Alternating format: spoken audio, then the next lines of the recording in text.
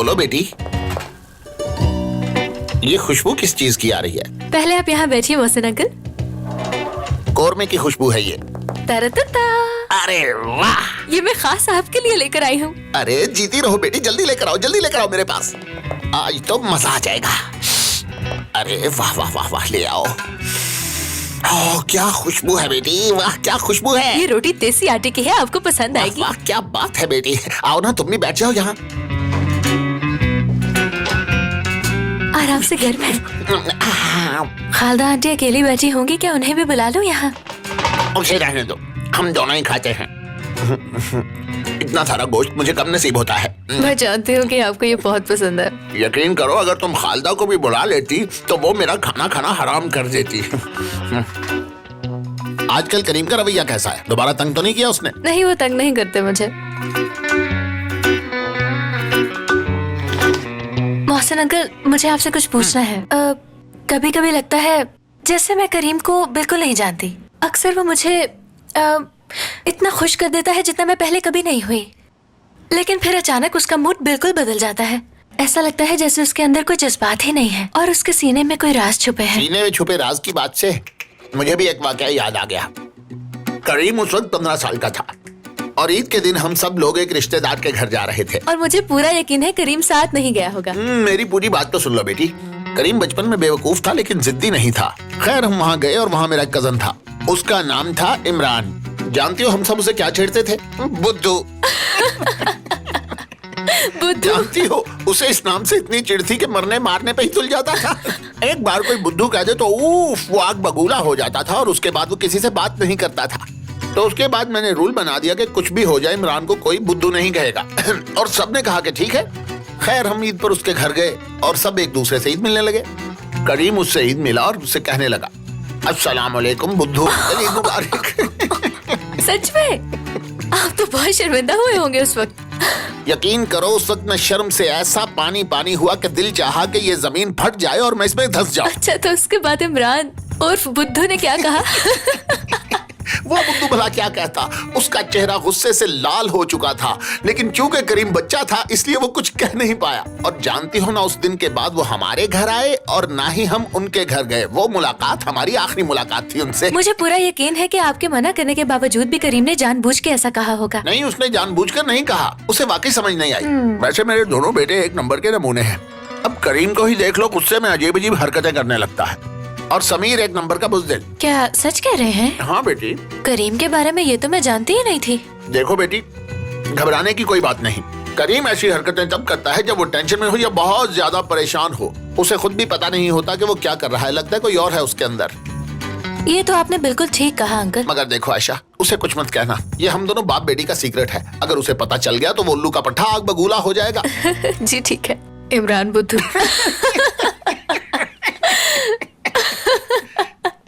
वाह, मजा आ गया बेटी। मोहसिन साहब, मिस नेदा ने आपके लिए मैसेज दिया है कि मीटिंग में सब आपका इंतजार कर रहे हैं।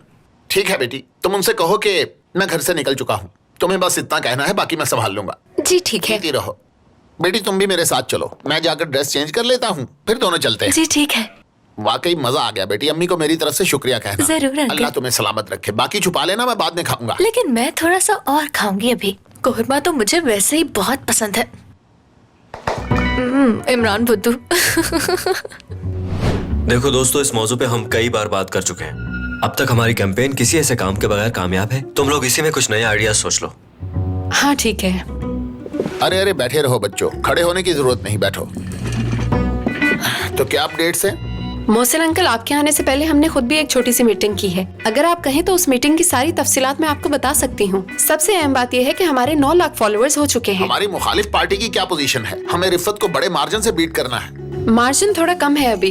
कंपटीशन काफी टफ लग रहा है सर। ये कुछ नहीं मेरे बच्चों, और आगे बढ़ो और आगे बढ़ो। हमें अभी बहुत आगे बढ़ना है। तुम लोग जब तक कोई नया आइडिया नहीं सोचते, इस ऑफिस से कोई भी नहीं जाएगा।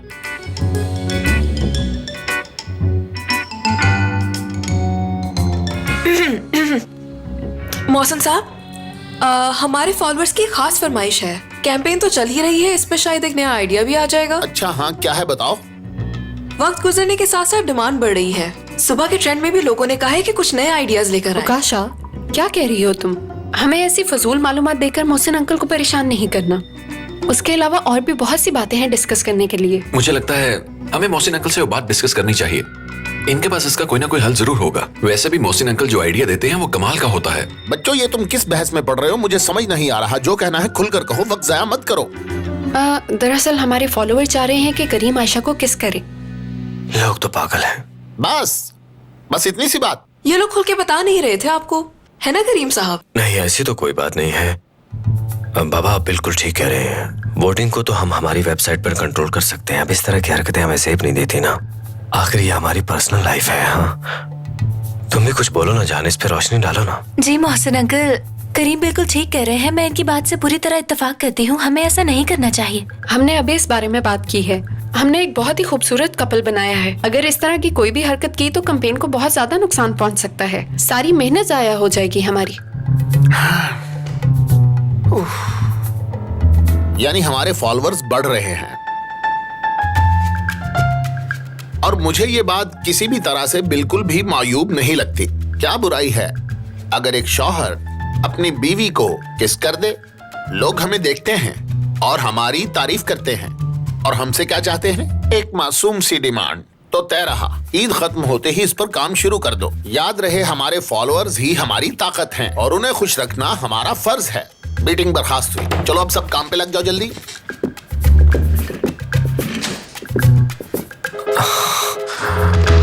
बहुत शुक्रिया उकाशा, ये बात मोहसिन अंकल के सामने शुरू करने के लिए। मुबारक हो तुम्हें। मैं तो बस अपना काम कर रही थी। उकाशा, ये बात करने की क्या जरूरत थी तुम्हें? मुझे तो लगा था मोहसिन अंकल के आने से पहले ये टॉपिक खत्म हो चुका है। तुम क्या कहते हो करीम? बाबा को तो तुम जानती हो, वो पीछे नहीं हटेंगे। उनके मुंह से जो बात निकल जाए वो पूरी करके ही रहते हैं। इसलिए बेहतर होगा तैयार हो जाओ। कैसे तैयार हो जाऊं? मुझे तो कुछ समझ नहीं आ रहा। ऐसा क्यों किया तुमने उकाशा? मुझे लगता है हमेशा की तरह मोहसिन अंकल ने बिल्कुल ठीक फैसला किया है। शायद अभी हमें ये बात समझना है, लेकिन आगे चल के जरूर समझ आ जाएगी। मैं क्या कहूँ?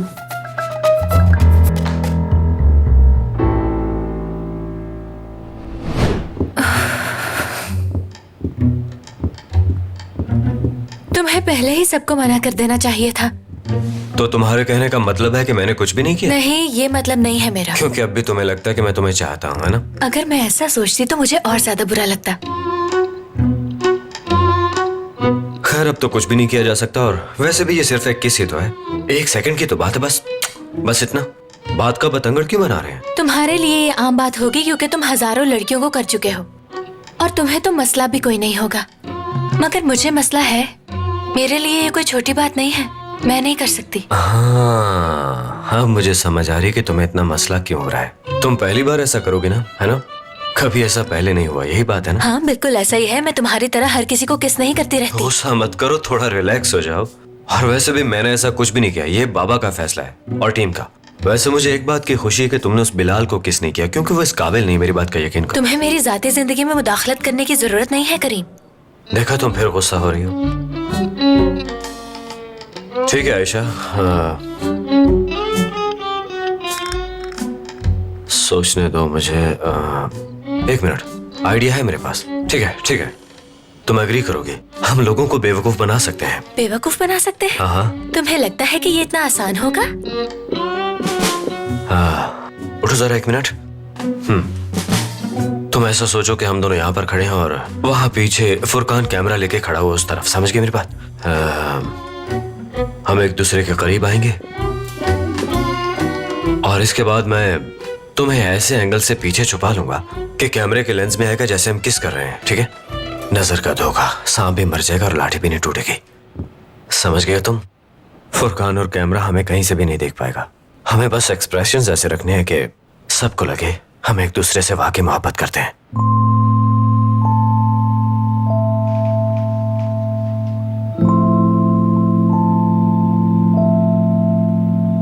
हाँ, मैं समझ गई। हाँ, बिल्कुल ऐसे। वो हमें नहीं देख पाएंगे। ज्यादा करीब आने की जरूरत नहीं है। मैं तुम्हें पकड़ लूंगी ताकि तुम मुझे गिरा ना दो। इससे काम चल जाएगा ना?